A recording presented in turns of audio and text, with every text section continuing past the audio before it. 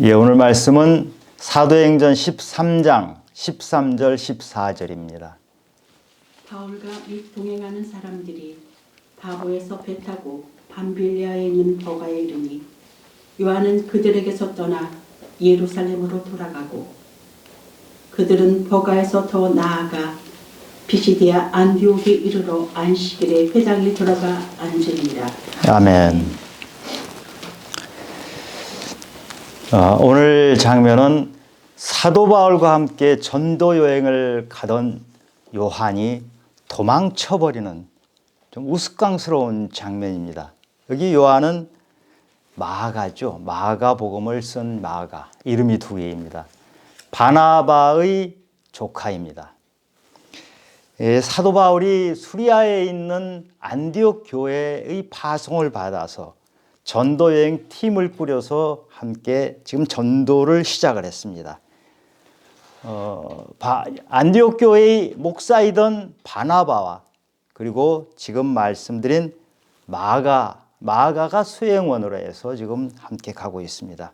첫 번째로 간 것이 키프로스였어요. 구브로라고 하죠. 키프로스의 총독에게 말씀을 전하는데 거기에 마술사가 자꾸 방해를 해요. 마술사는 총독의 참모인데 말씀을 전하지 못하게 방해를 해요.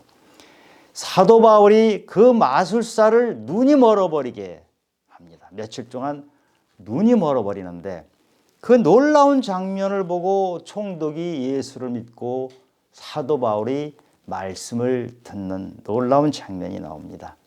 첫 번째 전도 여행에서 첫 번째로 간 키프로스에서 놀라운 성공을 거두었어요. 그래서 이제 본격적으로 지금의 터키, 튀르키예라고 하죠. 터키로 가서 말씀을 전하기 위해서 지금 키프로스의 바보에서 배를 타고 터키 그 본토에 있는 버가라는 곳에 지금 당도했어요. 그래서 버가에서 다음 행선지가 비시디아 안디옥을 가려고 지금 하고 있는데 마가가 도망을 쳐버린 거예요. 이 마가가 도망치는 장면을 보실 때 여러분은 어떤 생각이 드십니까? 저는 마가복음 14장에 거기 마가가 도망친 장면이 생각이 나거든요. 그 마가복음 14장에 보면 어떤 장면이 나오냐 하면 예수님이 붙잡혀갈 때 한 청년이 벗은 몸에 배 혼이불을 두르고 예수님을 따라가다가 이 청년이 바로 마가거든요. 마가가 지금 잠자다가 바깥에 시끄럽고 하니까 그냥 무심결에 혼입을 두르고 예수님을 그냥 따라가다가 사람들이 마가의 모습을 보고 붙잡으려고 하니까 마가가 혼이불을 두르고 있던 것을 버려버리고 거의 빨개 벗은 몸으로 아마 팬티 정도 둘렀을 것 같아요. 그리고 도망쳤어요. 그 도망쳤던 마가, 이 마가복음에만 이 장면이 나오거든요. 자기 자신이 그 도망친 장면을 자기가 제일 잘 알잖아요. 그래서 다른 복음서에는 안 나오는 것이 이 마가복음에만 마가 스스로 자기가 도망쳤던 장면을 그렇게 기록을 해놨어요. 그런데 지금 전도여행 가는 이 시간은 그때부터 한 10여 년이 지난 이때 마가는 또다시 도망을 친 것이죠. 저는 한번 도망쳤던 그 마가가 이 또다시 도망치는 우스꽝스러운 모습을 보고 뭐 이런 젊은 사람이 있나, 정말 무책임하구나. 그 몇 명 안 되는 전도팀에서 그 한 사람이 도망쳐버리면 다른 사람이 얼마나 힘들겠어요. 그래서 뭐 이런 사람이 있나 하고 생각을 했어요. 그런데 제가 이때 전도팀이 놓여있는 상황을 보니까 그렇게만 말할 수 있는 상황은 아니었어요. 나라면 어떻게 했을까 이런 생각이 들어요. 지금 버가라는 곳에서 비시디아 안디옥을 지금 가려고 하는데 거기까지 거리가 서울에서 강릉 정도 돼요. 그냥 이 지도를 가지고 보니까 감이 없잖아요. 지도상에서 한 1cm, 2cm 정도 되니까 이 지금 사도 바울이 가는 이 전도의 거리가 얼마나 먼 거리인지 감이 잘 안 와요. 그런데 이 거리가 서울에서 강릉 정도 되는 먼 거리예요. 여기를 걸어서 가는 거죠. 그런데 이거보다 더 어려운 것은 뭐냐면 중간에 거대한 산맥이 놓여 있어요. 그 산맥이 타우루스 산맥, 토로스 산맥이라는 곳인데 그 산맥은 평균 높이가 1100m에 이르는 아주 높고 험준한 산맥이에요. 우리가 북한산 인수봉에서 가끔 사람들이 조난사고를 당해서 목숨을 잃죠. 거기가 한 800m 정도 돼요. 그리고 강릉에서 서울을 오려면 반드시 넘어야 되는 그 고개가 있죠. 대관령. 대관령이 약 800m 되거든요. 경상도 쪽에서 서울을 오려면 문경세제를 넘어가는데 문경세제는 600m 정도 되는데 조선시대에 문경세제를 넘다가 호랑이를 만나고 목숨을 잃고 하는 곳이에요. 이 타우루스 산맥은 문경세제의 2배가 되는 곳이고 북한산 인수봉보다 300m나 높은 거대한 산맥이에요. 산맥은 그 산 하나만 달랑 넘으면 되는 것이 아니고요. 산 넘으면 또 산이 있고 또 산이 있고 첩첩첩 산중이에요. 그 거대한 산맥을 넘어가야 돼요. 그 산맥을 넘어가서 비시디아 안디옥을 가려고 하는데 비시디아 안디옥에는 아주 거칠고 험한 사람들이 사는 걸로 유명해요. 지금 전도팀이 그곳을 향해서 가기로 됐는데 지금 마가는 그 산맥을 넘어가서 그 험한 사람들에게 전도를 한다는 것이 지금 감당이 안 돼요. 너무 두려워요. 목숨을 걸어야 되는데 자기가 왜 목숨을 걸어야 되는지 알 수가 없는 거예요. 그래서 도망친 거예요. 마가가 도망을 치는데 어디로 도망쳤나 보니까 예루살렘으로 돌아갔다고 나오죠. 마가를 보낸 파송한 교회는 안디옥 교회예요. 수리아에 있는 안디옥 교회에서 파송을 보냈으면 돌아가려면 안디옥 교회로 돌아가야 되는데 안디옥 교회로 안 돌아가고 예루살렘으로 돌아가 버렸어요. 예루살렘은 원래 마가가 살던 곳이에요. 그리고 거기엔 지금 마가의 어머니가 있는데 어머니가 계신 곳으로 가버린 거예요. 에라이 모르겠다. 나 전도고 뭐고 못하겠다 하고 그냥 돌아가 버린 거예요. 예루살렘에 마가의 다락방이 유명하죠. 예수님과 12제자가 최후의 만찬을 했고 오순절 120명이 모였던 곳이 그 마가의 다락방이니까 아주 굉장히 큰 집이에요. 부잣집이에요. 마가는 이 부잣집 도련님이 전도팀에 합류를 했다가 앞에 거대한 산맥과 그 험한 사람들을 향해서 간다는 것이 엄두가 안 나서 도망쳐버린 것이죠. 마가는 자기 그 다락방에 예수님과 12제자가 모여서 최후의 만찬을 하는 장면을 구경했잖아요. 그리고 오순절날 120명이 모여서 기도하다가 외국어 방언을 하잖아요. 놀라운 방언이 막 터지는 장면을 구경을 했어요. 마가는 이렇게 구경을 참 잘하고 바나바 삼촌이 안디옥이라는 곳에서 교회를 개척해가지고 하는데 그 교회가 너무 잘 부흥하니까 그 삼촌이 계시는 안디옥 교회의 성도가 돼서 신앙생활을 한 거예요. 그 안디옥 교회가 참 잘 되고 있었잖아요. 그러니까 안디옥 교회에서 지금 3개의 선교를 보낸 거예요. 사도 바울하고 바나바를 팀으로 만들었는데 마가가 생각해 보니까 외국 구경도 좀 할 겸 전도팀에 합류해야 되겠다. 그렇게 따라간 것이죠. 그리고 따라가서 첫 번째 키프로스에서 사도 바울이 그 엄청난 권세를 자랑하던 마술사를 단번에 제압하는 것을 보고 이거 참 할만하다. 이 전도 여행 괜찮네. 놀라운 기적도 일어나고 괜찮네. 했는데 지금 엄청난 산맥이 앞에 가로놓인 데에서는 마가가 포기를 해버린 것이에요. 이 장면을 보면 우리가 참 마가는 신앙이 참 약하구나, 좀 우습구나 이렇게 생각할 수도 있는데 눈에 보이는 마가는 그렇게 보이는 사람은 아니에요. 여러분, 마가는요 전도팀에 합류해서 배 타고 키프로스까지 갔고 또 배 타고 버가까지 갔던 사람이에요.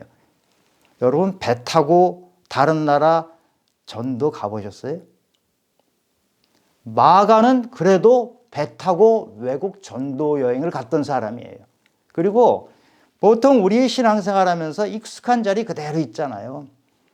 태어나서부터 장로 되고 거기다가 몸을 다 묻어야 되겠다고 신앙생활 하는 사람 많잖아요. 근데 마가는 자기가 있던 안디옥 교회에서 익숙한 곳에서 떠나서 이렇게 멀리까지 갔던 사람이에요.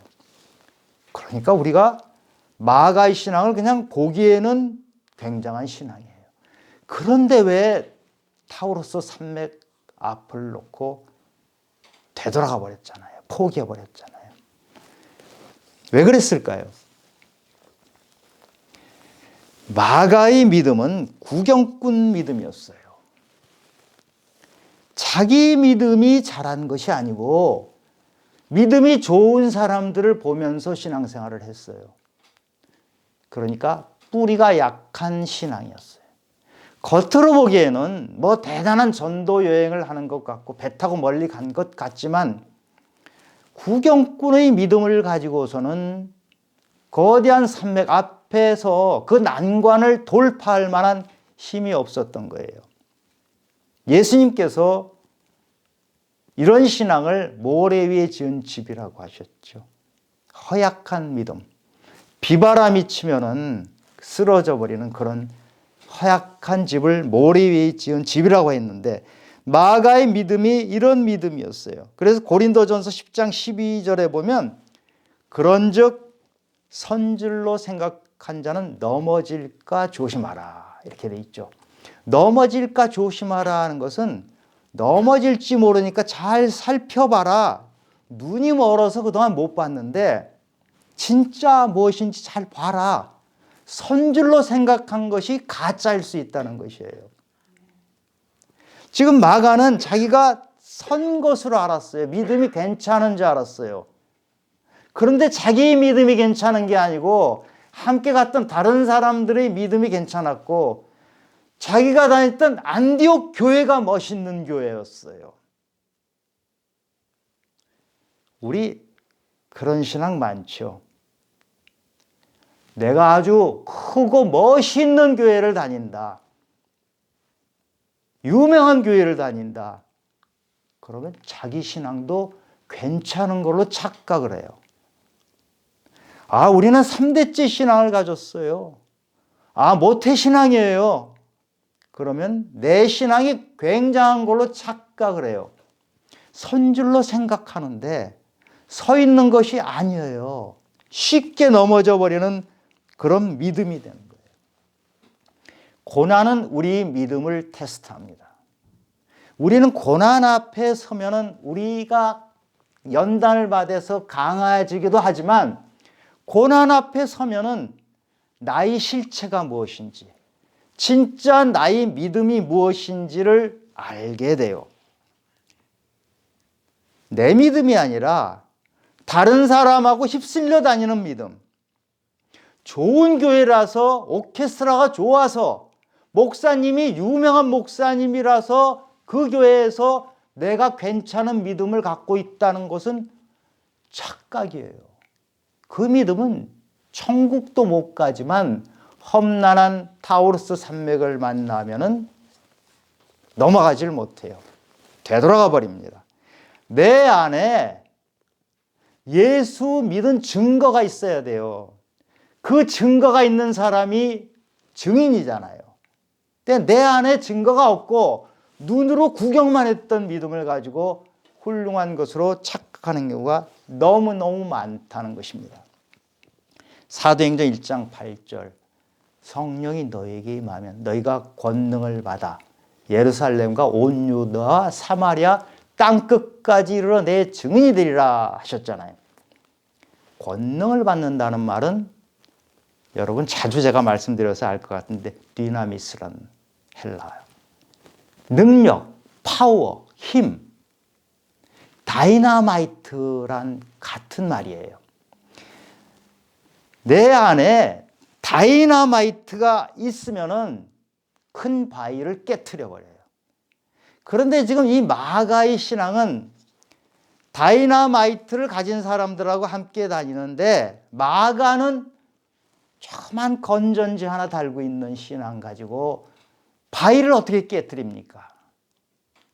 안 되죠. 택도 없죠. 거대한 바위를 보는 순간 바짝 얼어버린 것이에요. 감당할 자신이 없는 거예요. 그래서 도망쳐버린 거예요.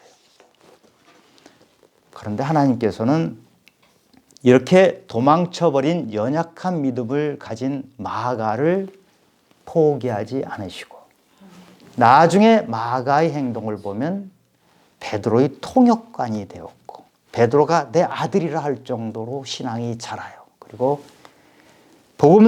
네 복음서 중에서 가장 먼저 기록한 마가복음을 기록하게 하죠. 마가는 지금 도망쳤잖아요. 그런데 사도 바울 일행은 그 타우로스 산맥을 목숨을 걸고 넘어갑니다. 그래서 안디옥, 여긴 비시디아 안디옥입니다. 안디옥에 도착을 합니다. 14절에 보니까 그들은 버가에서 더 나아가 비시디아 안디옥에 이르러 안식일에 회당에 들어가 앉으니라. 이 비시디아 안디옥에도 유대인들이 한 10명 이상이 있었던 거예요. 유대인이 한 10명 이상이 있는 곳은 회당이 있어요. 그러면 바울은 항상 그 회당에 먼저 가서 유대인과 또는 하나님을 믿는 다른 사람들이 모인 곳에서 말씀을 전하죠. 사도 바울 일행은 지금 그 험준한 산맥을 넘어가서 그 거친 사람들 앞에 선 거예요. 마가가 앞에 보고 겁먹었던 그 산맥이 바울이 갈 때 뭐 1cm라도 줄어들었냐 하면 아니에요. 그 산맥 그대로예요. 지금 비시디아 안디옥에 있는 그 사람들이 바울 앞에서는 순한 양처럼 된 것이 아니고 거칠고 험한 사람인 것은 그대로예요. 그러나 그대로이나 바울은 거기까지 넘어갔던 것이에요. 무엇이 바울이 이렇게 산을 넘도록 산맥을 넘도록 했고 마가는 주저앉아 버렸을까요? 그 차이를 만든 게 무엇이죠? 바울에게는 복음의 감격이 있었어요. 그러나 마가는 빙빙 돌면서 다른 사람의 좋은 신앙을 보고 다녔던 구경꾼에 불과했어요. 바울에게는 하나님 그 신앙 가지고 예수님을 만났을 때 예수님이 자기 안에 들어와 가지고 지금까지 자기가 가지고 있던 모든 것을 다 깨트려버렸어요. 다 부셔버리고 충격을 주셨어요. 그 예수님이 자기 안에 들어와서 주셨던 그 충격, 그 감격을 가지고 바울은 이 산을 넘어갔고 이 산만이 아니고 앞으로 2차, 3차 전도 여행을 목숨을 걸고 합니다. 사람들이 내치고 죽이려고 했고 조롱했고 하더라도 바울은 다 뚫고 갔던 것은 이 안에 복음의 감격, 예수님이 들어와서 자기에게 충격을 주셨던 그것을 안고 갔기 때문이에요. 바울이 예수님 처음 만났던 장면 기억하시죠? 다메섹으로 가는 길에서 예수님 만나고 바울이 눈이 멀어버렸어요. 결과적으로 3일 만에 눈을 다시 뜨게 했지만 그건 나중에 결과적인 것이고 바울이 눈이 멀어버렸을 때의 바울의 심정을 이해하세요? 눈이 먼 사람들은요 대부분 자살을 기도합니다. 지금까지 살던 세상에서 아무것도 보이지 않는 캄캄한 세상으로 들어갔을 때 모든 것을 포기하려고 합니다. 바울은 잘난 사람이었잖아요. 바울은 율법이 통달했던 사람이고요. 헬라 철학과 헬라어에 통달했던 사람이고요. 30살에 산헤드린 공회원이 되었어요. 산헤드린 공회원은 30살이 넘어야 되는 거예요. 그러니까 가장 어린 나이에, 가장 젊은 나이에 공회원이 됐던 사람이에요. 사도 바울은 로마 시민의 특권을 가졌던 사람이에요. 이 사람이 갑자기 눈이 멀었을 때 다 숲으로 돌아간 거 아닙니까? 자기가 굉장히 잘났었는데 정말 출세 가도를 달렸었잖아요. 예수 믿는 사람을 붙잡아오고 죽이고 하면 다 자기 인생의 실적이기 때문에 실적을 쌓기 위해서 열심히 살았어요. 그런데 눈이 머니까 모든 것이 제로로 다 없어져 버린 거예요. 사도 바울이 나중에 그렇게 기록을 하죠. 빌립보서에. 내가 이렇게 멋지고 잘난 줄 알았는데 예수님 만나고 나 보니까 이게 다 배설물이더라. 바울은 눈이 멀었을 때 모든 것이 다 망가지고 모든 것이 제로가 되고 인생이 막막했을 때 그때서야 자기 인생 가던 길을 멈춘 거예요. 그리고 자기를 되돌아보고 자기 삶을 다시 한번 정리한 것이에요. 이제 자기는 평생 눈이 먼 채로 살아야 된다고 생각을 했죠. 기가 막힌 것이에요. 그런데 예수님이 3일 만에 눈을 뜨게 해주셨잖아요. 바울은 눈이 먼 것도 충격이었지만 눈이 뜬 것도 충격이었어요. 여러분, 눈 멀었던 사람이 눈을 반짝 떠서 세상을 보면 충격 아니겠어요? 그런데 그 3일 전에 봤던 이 세상하고 눈이 다시 멀었다가 다시 떴을 때 이 세상은 너무 달라진 거예요. 세상이 달라졌나요? 자기가 달라진 거예요. 자기 안에 예수님이 들어오시니까 세상이 달라졌어요. 지금까지 자랑했던 것, 자기가 대단하다고 생각했던 것, 나보다 훌륭한 사람이 없다고 생각하고 붙잡았던 것들이 아무것도 아닌 배설물이라는 것을 그래서 얘기하는 거예요. 예수님 사랑이 들어오니까 그 예수님 사랑이 내 안에서 무럭무럭 더 커져요. 그래서 바울은 나중에 어떤 고백을 합니까?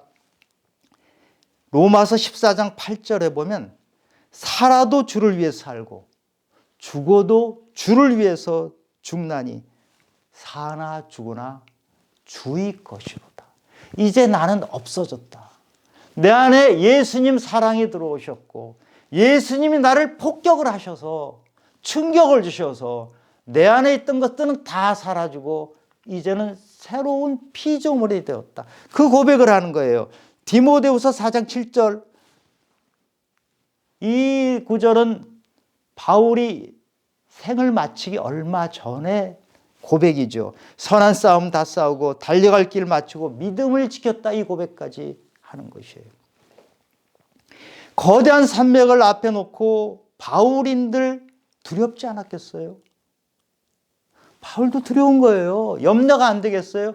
그 산맥 안에 들어가서 첩첩산중에 들어가면 산에 갇혀서 목숨을 잃을 가능성이 있는 거예요. 그래서 사람들은 타우루스 산맥을 넘어가질 않아요.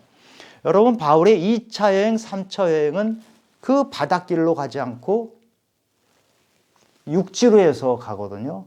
그 정확한 이유는 밝혀지지 않아요. 근데 제 짐작하기에는 이 바닷길로 해서 버가에서 그 비시디아 안디옥 가는 그 산맥을 넘는 것은 목숨을 걸어야 되는데 차라리 육지길로 가면 거기 산맥 사이에 길이 나는 게 있거든요. 그 길로 가지 않았나 싶어요. 이만큼 두려운 것이에요. 그런데 사랑 안에는 두려움이 없나니 온전한 사랑이 두려움을 내쫓나니. 바울 안에 심겨졌던 예수님의 그 사랑이 두려움보다 훨씬 큰 거예요. 우리가 우리 안에 사랑이 크게 심겨지면은 두려움, 염려는 사라져요. 물론 두려움, 염려가 있죠. 두려움, 염려가 없는 게 아닌데 내 사랑이 너무 커서 그것을 압도하기 때문에 두려움과 염려가 작아지는 거예요. 여러분들은 이런 복음의 감격이 있으세요? 여러분이 만난 예수는 어떤 예수예요? 이런 감격을 주시는 그런 예수 맞아요? 그것을 위해서 기도하기를 바랍니다. 구경꾼으로 그치지 않게 해주세요. 내가 예수 믿느라고 10년, 20년, 30년 장로 됐는데 항상 밋밋하게 믿음 좋은 사람들과 함께 하면서 나도 그런가 보다 하는 그런 믿음 말고 정말 내 안에 다이너마이트가 터지는 것 같은 충격을 나에게 줘서 내가 지금까지 가지고 있던 것들이 별 볼 일 없는 거구나. 내가 지금까지 목숨을 걸고 이거 중요한 줄 알고 붙잡았는데 배설물에 불과하구나. 이런 고백을 할 수 있는 그런 충격적인 믿음이 내 안에 자랐으면 좋겠다는 생각이 듭니다. 혼인잔치에 포도주가 떨어졌잖아요. 망치게 됐어요. 그런데 예수님께서 물 떠오라, 갖다 주라. 물 떠온 하인들만 알더라. 그 물을 예수님이 물 떠오라 그래서 물을 갖다 주는데 어느샌가 자기 손에 있던 물이 포도주로 바뀐 거예요. 이 포도주를 먹는 사람들은 아무것도 몰라요. 그러나 내 손에서 물이 포도주로 바뀌는 생생한 것을 경험한 이 하인들은 알잖아요. 이것이 얼마나 놀라운 기적인지. 그냥 구경했던 사람, 그냥 나중에 그것을 마시기만 했던 사람들은 진짜 자기 안에서 기적이 일어나질 않아요. 구경꾼이에요. 우리는 물도온 하인과 같은 이런 생생한 신앙을 체험하길 원합니다. 그래서 타우루스 산맥을 넘어가는 겁니다. 우리 인생에는 언제든지 이 거대한 산맥이 있을 수 있어요. 예수 잘 믿으면 거대한 산맥이 안 나타납니까? 고난이 없습니까? 나타나요. 그러나 이길 힘이 있어요. 내 안에 충격적인 것이 있어서 그 감격이 있으면요, 목숨을 걸어도 이겨낼 수가 있는 것이죠. 바울은 자기가 왜 목숨을 걸고 이렇게 전도를 하는지, 복음을 전하는지 이유를 설명을 해요. 그것이 로마서 1장 14절에서 헬라인이나 야만인이나 지혜 있는 자나 어리석은 자에게 다 내가 빚진 자라. 빚진 자라는 거예요. 근데 바울이 무슨 헬라인과 야만인, 더군다나 야만인, 지혜 있는 자나 어리석은 자에게 무슨 빚을 졌어요, 바울이? 바울은 예수님으로부터 크나큰 사랑과 은혜를 받아서 예수님께 빚을 졌죠. 주체할 수 없는 사랑을 예수님으로부터 받았어요. 바울이 예수 만나기 전의 바울과 예수 만난 후의 바울은 전혀 다른 사람이 될 정도로 주체할 수 없는 사랑을 받았어요. 그래서 바울은 이런 고백까지 하죠. 이제 내 안에 그리스도가 사지. 나는 십자가에 못 박혀버렸다. 나는 이제 아무것도 없다. 내가 옛날에 얼마나 고집스럽고 완고했고 내 인생의 목표를 달성하기 위해서 나 자신을 위해서 사람들을 죽이러 다니는 살인자였는데 나는 바뀌었다. 나는 전혀 다른 사람으로 내 안에 이제 예수가 산다. 지금부터 내가 하는 것은 내가 옛날에 내가 가지고 난 예수다 이러면서 살았던 사람이잖아요. 주님이 이렇게 엄청난 사랑을 주셔서 바뀐 바울이 이 빚을 누구에게 갚냐 하면 예수님에게 갚는 것이 아니고 사람들에게 갚는 거예요. 예수님이 그렇게 하라고 하셨어요. 내 형제 중에 지극히 작은 자 하나에게 한 것이고 내게 한 것이라. 네가 나에게 큰 사랑을 받았는데 나에게 안 갚아도 돼. 나에게 받은 그 사랑을 네 주변에 있는 많은 사람에게 흩어서 나누어 주라. 특히 지극히 작은 자에게 갚아라. 지극히 작은 자가 누굽니까? 헐벗은 자, 가난한 자, 병든 자, 옥에 갇힌 자, 귀신 들린 자, 이런 자들 아닙니까? 그런데 지극히 작은 자 중에서도 가장 지극히 작은 자는 하나님을 알지 못하고 이 세상 것을 붙들고 이 세상 것이 전부인 양 살아가는, 그래서 하나님을 알지 못하고 영생도 알지 못하고 이 세상 헛된 것들을 붙잡고 살아가는 그 사람들이 정말 지극히 작은 자입니다. 그 사람들을 향해서 예수님이 나에게 주신 것을 그 사람들 향해서 갚아야 되는, 그것이 바로 빚진 자예요. 바울은 이 빚진 자라는 생각을 자기가 했기 때문에 목숨을 걸고 타우루스 산맥을 넘어갔고 목숨을 걸고 사람들에게 말씀을 전했던 것이에요. 그런데 이렇게 정말 지극히 작은 자에게 복음을 전하는 것이 우리가 좀 노력하면 할 수 있는 것 같잖아요.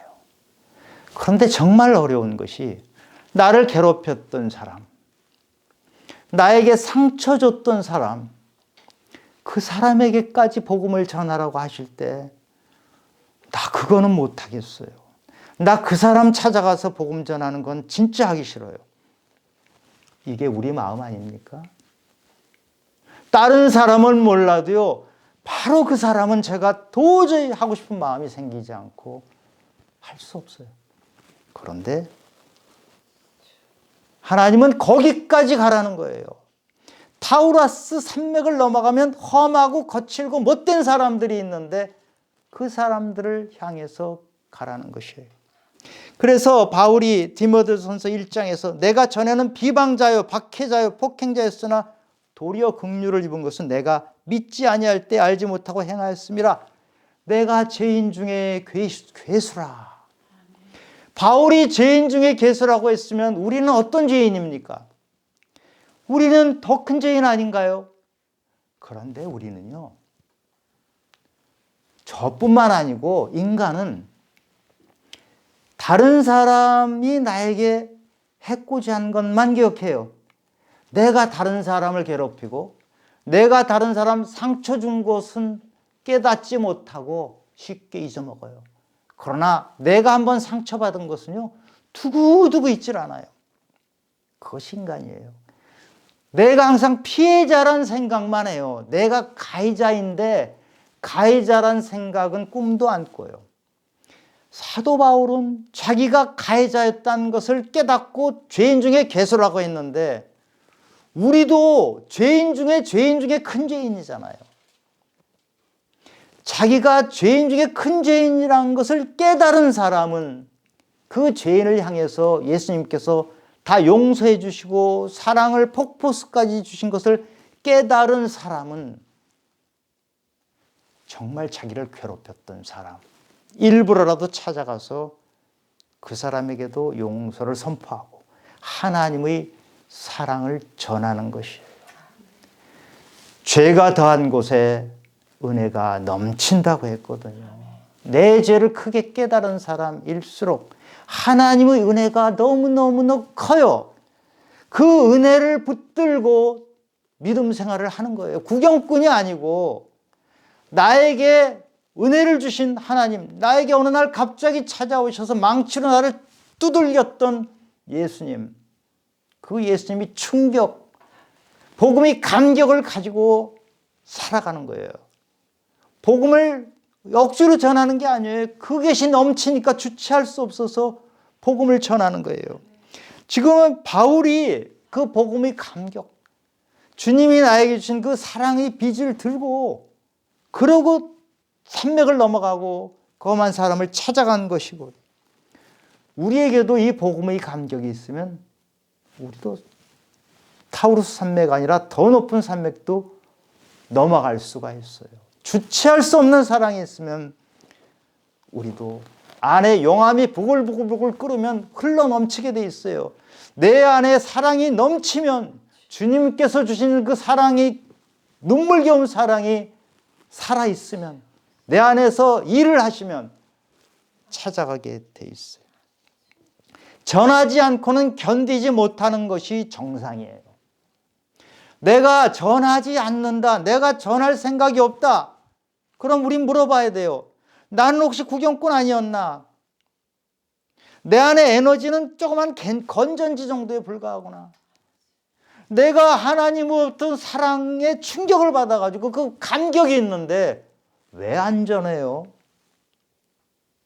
전하는 게 정상이죠. 견딜 수 없는 게 정상이에요. 우리 사랑하는 주님의 가족 성도 여러분, 주님이 주시는 그 사랑에 겨워서 몸부림치면서 신앙생활 하기를 바랍니다. 건전지와 같은 조그만 거 매달고 구경꾼처럼 타우루스 산맥에 나타나면 도망쳐버리는 마가의 신앙이 아니라 바울처럼 주님께서 내게 주신 그 사랑에 겨워서 때론 몸부림치면서 그 복음의 감격을 가지고 나아가는 성도님들이 되시기를 예수 그리스도 이름으로 축원합니다. 하나님 아버지, 저희 믿음이 부끄러울 때가 많습니다. 오랜 생활, 믿음 생활한 것 같고 이제 목사가 됐음에도 불구하고 내 안에 있는 그 디나미스, 능력이라는 것, 힘이라는 것, 파워라는 것이 작은 건전지 정도밖에 안 되는 것을 느낄 때가 많습니다. 주님 앞에 바로 서서 주님께서 주시는 그 놀라운 것들을 다시 한번 되새기며, 주님께서 저에게 주셨던 그 충격을 다시 한번 되새기며, 아버지 복음의 감격을 들고 다시 일어날 수 있도록 도와주시옵소서. 우리 성도들 모두 미지근한 신앙에서 벗어나고 구경꾼 신앙에서 벗어나서 눈물 젖은 신앙, 주님께서 주신 그 감격을 잊지 않는 신앙으로 되돌아갈 수 있도록 도와주시옵소서. 모든 말씀 예수님 이름으로 기도드렸습니다.